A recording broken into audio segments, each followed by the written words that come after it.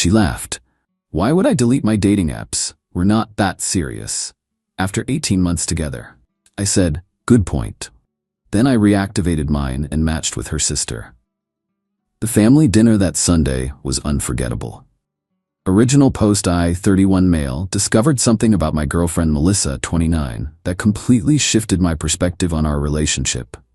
We'd been together for 18 months, not just dating, but living together for the last 8 months, splitting rent on a decent 2-bedroom place.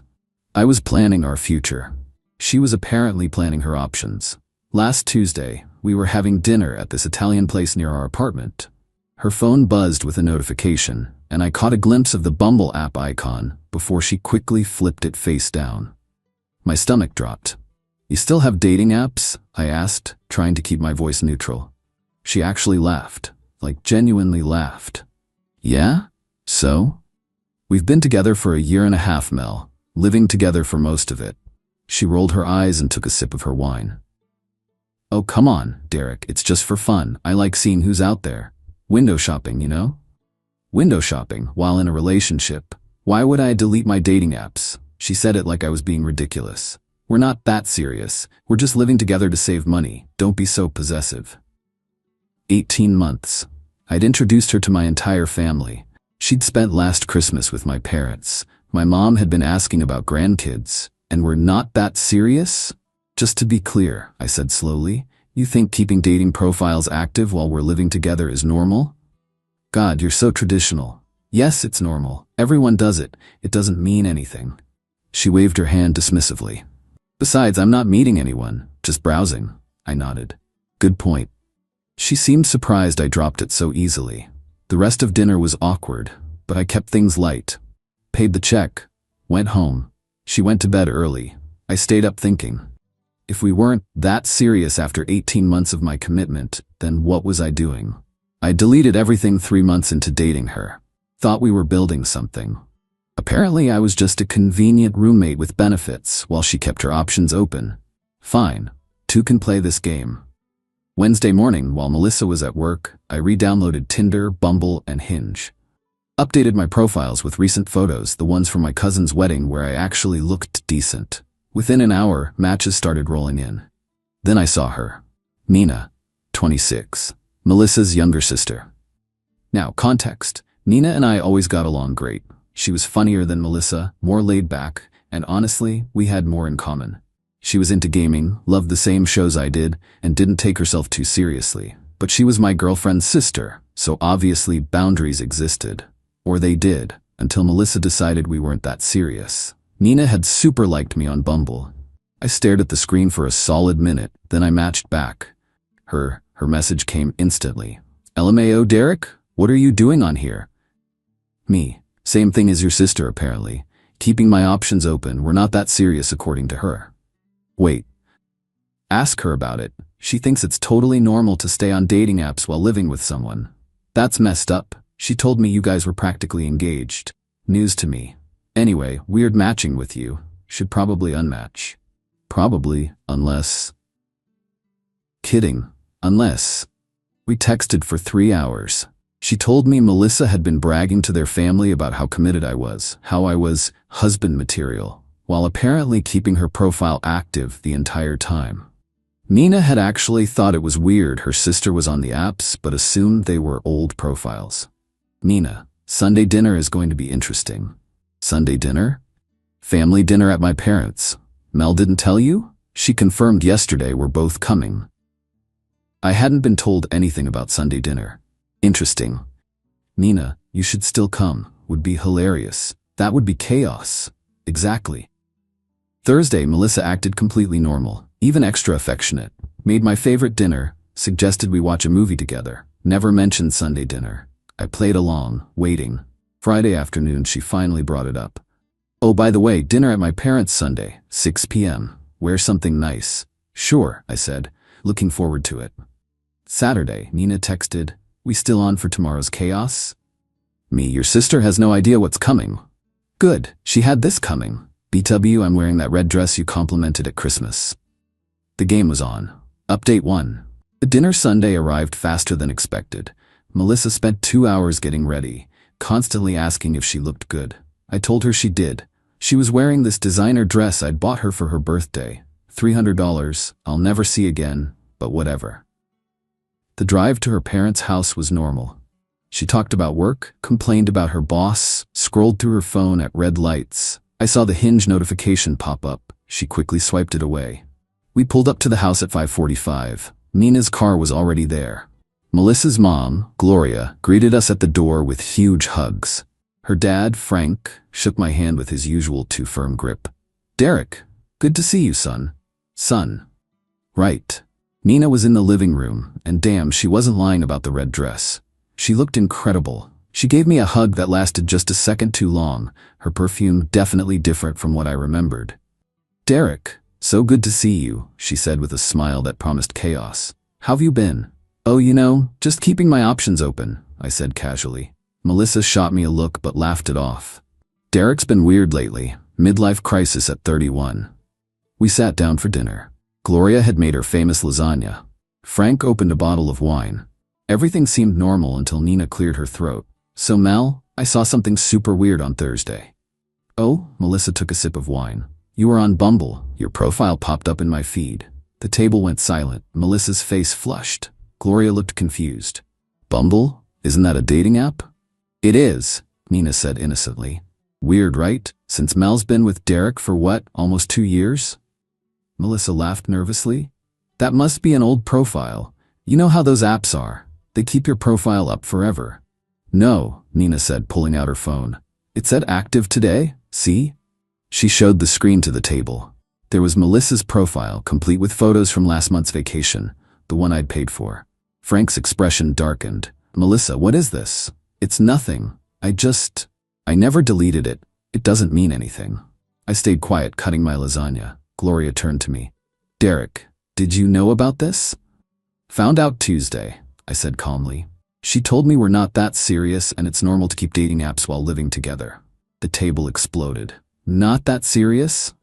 Gloria's voice hit a pitch I didn't know was possible. "You're living together." Frank slammed his wine glass down. "Melissa Ann, what is wrong with you?" "You're all overreacting," Melissa protested. "It's 2024. People don't delete apps just because they're in committed relationships," Nina interjected. "Actually, they do. Normal people do." Melissa glared at her sister. "Why are you being such a—" "Actually," Nina interrupted, grinning. "Derek and I matched on Bumble Thursday." If the table exploded before, this was nuclear detonation. Melissa's face went from red to white to purple. "What?" "Yeah, super weird," Nina continued. "But since you two aren't that serious, I figured it was fine. Right, Derek?" I shrugged. "Just keeping my options open, like Melissa taught me." Melissa stood up so fast her chair fell backwards. "You matched with my sister?" "Technically, she super liked me first," I said. Gloria was looking between all of us like she was watching a tennis match in hell. Frank had his head in his hands. "How dare you?" Melissa screamed at me. "How dare I what? Follow your rules? You said we weren't that serious. You said keeping dating apps was normal. I'm just doing what you're doing. That's different." "How?" "It just is." Nina laughed. "Classic Mel. Rules for thee, not for me." "Shut up, Nina. This is between me and Derek." "Actually," Frank said quietly, and everyone turned to look at him. "This is between Melissa and her complete lack of respect for relationships. Derek, I'm sorry you've wasted 18 months on my daughter." "Dad," Melissa shrieked. "No, I'm done," Frank continued. "We raised you better than this. This young man has been nothing but good to you. He helps with your rent, he bought you that damn purse you wouldn't shut up about, he fixed your car last month, and you're on dating apps, shopping around while keeping him as backup?" Gloria nodded. "Melissa, this is disgusting behavior. I'm ashamed." Melissa started crying. Not pretty tears, ugly, mascara-running sobs. "You're all taking his side?" "There aren't sides," Gloria said. "There's just you being horrible to someone who loved you." Loved. Past tense. Even Gloria got it. Melissa grabbed her purse and stormed toward the door. "Derek, we're leaving. Now." I took another bite of lasagna. "This is really good, Gloria." "Derek, I'm not leaving. You can call an Uber. You drove me here. And we're not that serious, remember? Figure it out." She stood there, mouth open, looking around for support. Nobody moved. Finally she screamed, actually screamed like a toddler, and stormed out. We heard her on the phone outside, presumably calling for a ride. Nina broke the silence. So, anyone want to see our Bumble conversation? It's actually hilarious. Gloria poured herself more wine. Nina, not now. Frank looked at me. Derek, I'm sorry about all of this. It's fine. Better to know now than after a ring. Were you really going to? Gloria asked softly. I pulled out my phone and showed them the ring I'd bookmarked. A simple diamond solitaire. Nothing crazy, but it would have cost me 3 months of savings. Was going to start shopping next month, Nina whistled. Bullet dodge, my friend. We finished dinner in relative peace. Melissa apparently got her Uber and left. I helped clean up, had another glass of wine with Frank, and even played cards with Nina and Gloria for a bit. It was weird, but somehow less weird than pretending everything was fine. As I was leaving, Nina walked me to my car. So, that was fun, she said. Fun's one word for it. She bit her lip. Derek, I know this is messy, but I really did always think you were too good for her. Nina, I know, too soon, too weird, but she handed me a piece of paper with her actual number on it. Maybe in a few months when the dust settles we could get coffee? As friends first, obviously. I looked at the paper, at her. She was everything Melissa wasn't. Genuine, funny, actually interested in who I was as a person. Maybe, I said. Let me deal with the aftermath first, she smiled. Fair. Sorry about my sister being, well, herself. You super liked me before you knew about the dating app thing. She blushed. Temporary insanity. You were supposed to swipe left like a good boyfriend. Good thing I'm not that serious of a boyfriend, apparently. We both laughed. It felt good to laugh. Update 2. The meltdown. Got home around 10 p.m. Sunday night. Melissa's stuff was everywhere, but she wasn't there. Good. I grabbed a beer and started thinking about next steps. Monday morning, 6 a.m. she came home. Still in the same dress, makeup destroyed, looking like she'd been crying all night. We need to talk, she said. No, we don't. You need to find a new place to live. Derek, please. I made a mistake. No, you made a choice. For 18 months, apparently. She started crying again. It didn't mean anything. I never met anyone. But you were looking. While I was planning a future with you, you were keeping your options open. Everyone does it. Your parents don't think so. Your sister doesn't think so. I don't think so. Nina is just jealous. She's always been jealous of me. I laughed. Actually laughed. Jealous of what? Your inability to commit? Your entitlement? Your complete lack of respect for others? How dare you match with her? The same way you dared to stay on 3 different dating apps while living with me. Except I did it for 3 days. You did it for our entire relationship. She tried a different approach. Got closer, put her hand on my chest. Baby, we can work through this. Couples counseling? I'll delete the apps right now, see? She pulled out her phone, making a show of deleting them. Too late, Mel. Way too late. You're really throwing away everything we built for one mistake? We didn't build anything. I built a relationship while you kept a foot out the door. And it wasn't one mistake. It was 547 days of choosing to keep those apps. That's 547 daily decisions to disrespect our relationship. You counted? I did the math, yeah. She got angry again. Fine, you want me out? I'm taking everything I bought. Take it all. I don't want anything with your energy on it. She started grabbing random stuff, claiming she bought things I knew I'd purchased. I didn't argue, just wanted her gone. What about rent? I paid half. You paid a third, actually. I have the Venmo receipts. But sure, I'll give you the week back. I transferred her $400. There, we're square. That's it? After everything? What everything? We weren't that serious, remember?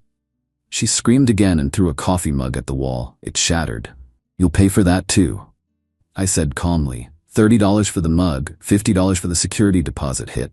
I hate you. Cool, hate me from somewhere else. The real meltdown came Tuesday when she realized I'd already told our mutual friends what happened.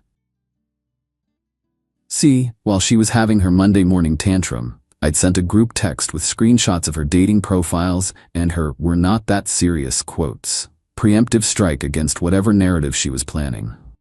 My phone blew up with messages. Dude, 18 months? That's cold. She was on apps the whole time? Team Derek, that's messed up. Her best friend Kayla even texted me privately. I told her to delete those apps months ago. She said she had. I'm sorry, Derek. By Tuesday afternoon, Melissa was in full damage control mode. Posted on social media about toxic relationships and controlling men who spy on their girlfriends. Nobody bought it, especially after Nina commented, "Sis, you literally showed me your Hinge matches last month talking about your backup plans. Stop lying." The comments section turned into a bloodbath. Their cousins, mutual friends, even her coworker added their 2 cents. Turns out, I wasn't the only one who'd noticed her sketchy behavior. Wednesday, she tried getting her stuff while I was at work. Building management called me. "Mr. Rodriguez is here saying she needs to get into your apartment. She's not on the lease and no longer lives here. Do not let her in." "Understood, Mr. Chen." She called me 23 times in an hour, left voicemails ranging from apologetic to threatening. My favorite was, "You're going to regret this when you're alone forever. No one will ever love you like I did." I texted back, "You're right. No one will ever love me like you did. Thank God for that." Update 3. The Extinction Event. Thursday morning, the real circus began. I woke up to 14 missed calls from an unknown number. It was Melissa's new number, apparently. Then came the knock on my door at 7 a.m. Not Melissa, her mom, Gloria. "Derek, I'm so sorry to bother you, but can we talk?" I let her in, made coffee. She looked exhausted. "Melissa is staying with us," she said, "and she's not handling this well." Define not well. "She's convinced you and Nina are secretly together. She's talking about suing you for emotional distress. She wants half of everything in the apartment.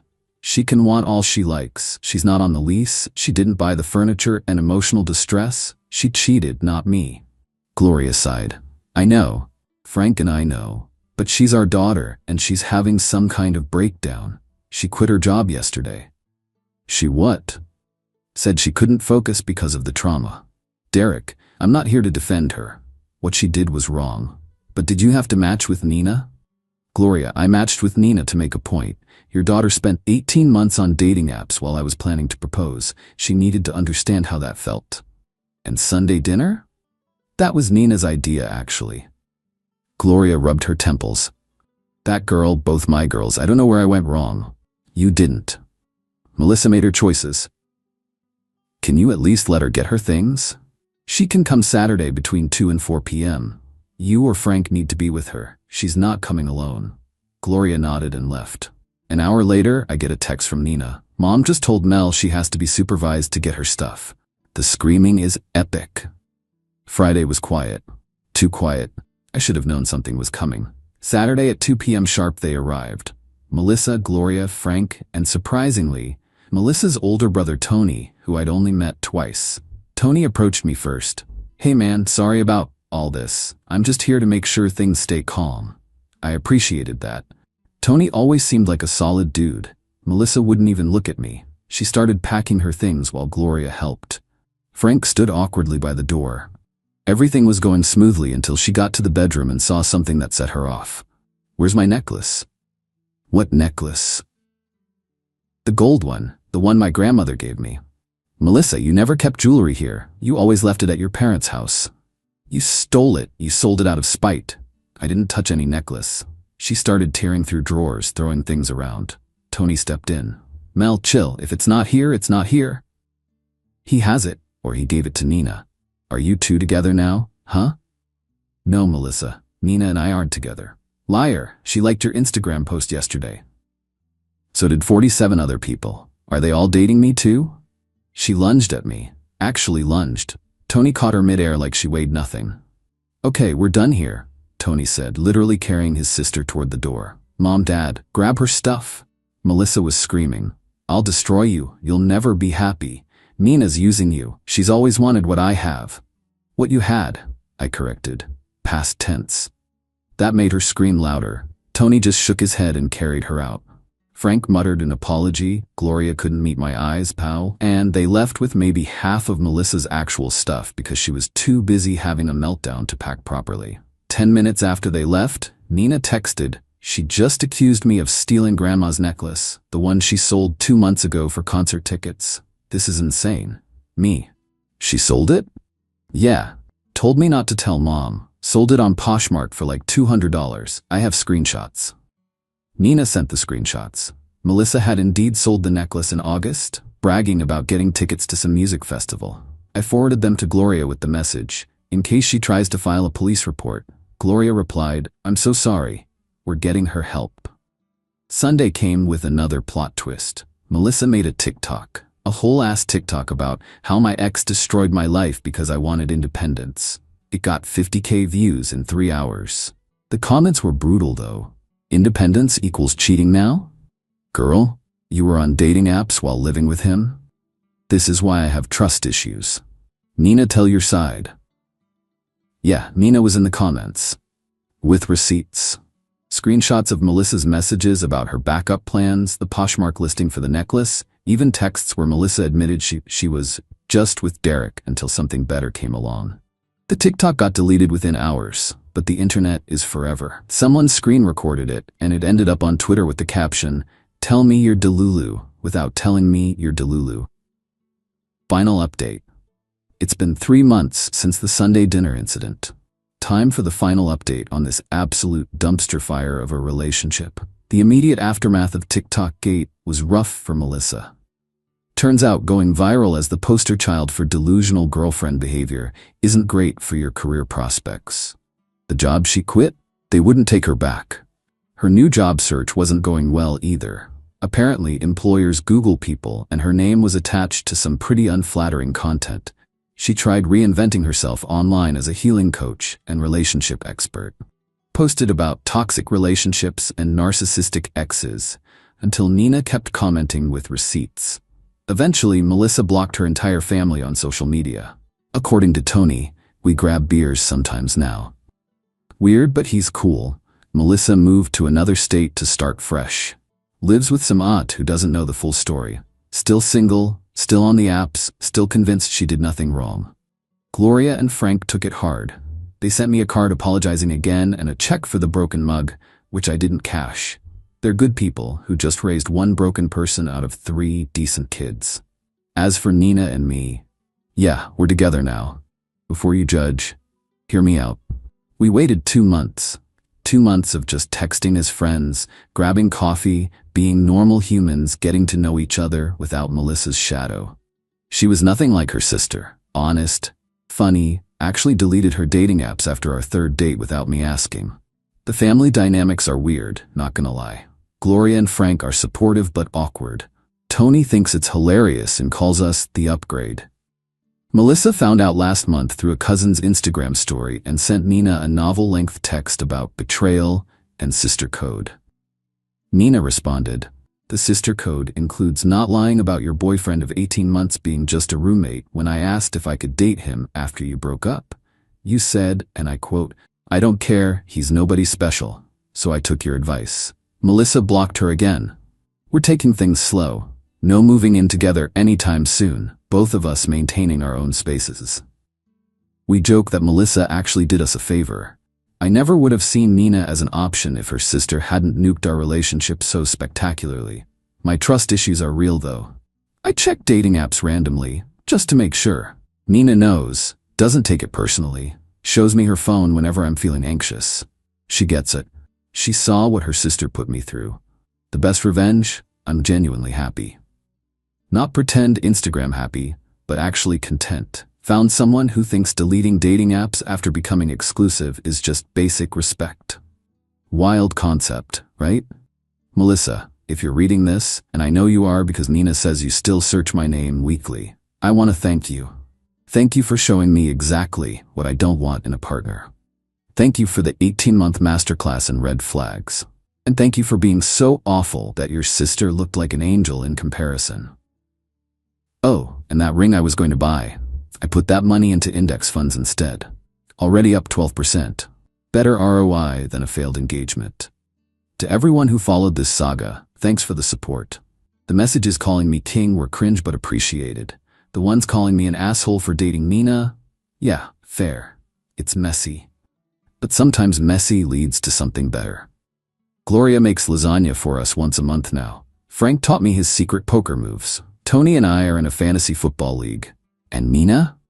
She deletes her social media apps when we're on dates, so she's actually present. Turns out the best revenge isn't elaborate. It's just living better without them. Peace out. P.S. Melissa's Hinge profile is still active. Some things never change.